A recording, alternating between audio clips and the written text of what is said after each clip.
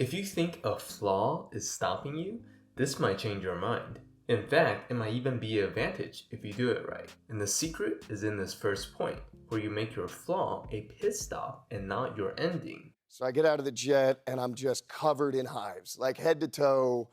I was like, well, Tom, it turns out I have jet fuel in my blood. When Miles talks about his allergy, instead of being really down on his body, he turned it into a little joke. If you stop at the flaw, that becomes your ending. But if you keep on going, it's just a pit stop until you get to your goal. This also makes you look like an underdog, and people love underdogs. Superhero film, like I want to show this studio that I can be the lead of a $150 million movie. And then it doesn't work out, and I don't wish that upon anyone. It can also be something that you try really hard in, but it just didn't work. But you did not let the setback bother you, because that is not your ending yet. If you found this helpful, give this a like. But another detail you have to pay attention to when talking about your flaws, or else you'll be showing insecurity instead of likability. And this is not overreacting. Wow. And then I blacked out, car stopped rolling, my two buddies are looking for me. I'm like 30 feet from the car, unconscious, covered in blood. My buddy got out of the car just... Can you see that? By talking about the accident in a very calm manner, it shows both vulnerability and confidence. And people responded really compassionately.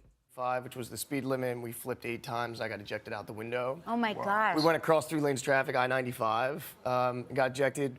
Yeah, so that was pretty traumatic for me. On the other hand, if you say this in a very insecure or anxious way, it will draw a lot more pity instead.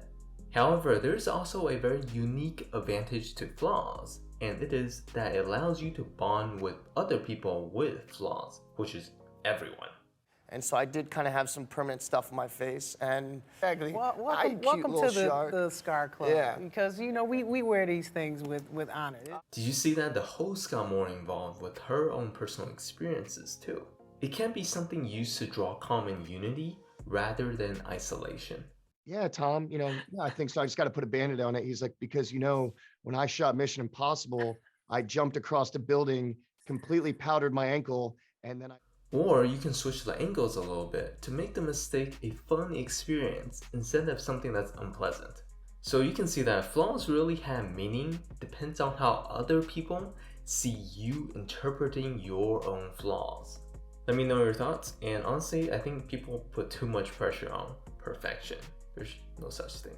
But if you want to check out some of my other videos, they will appear.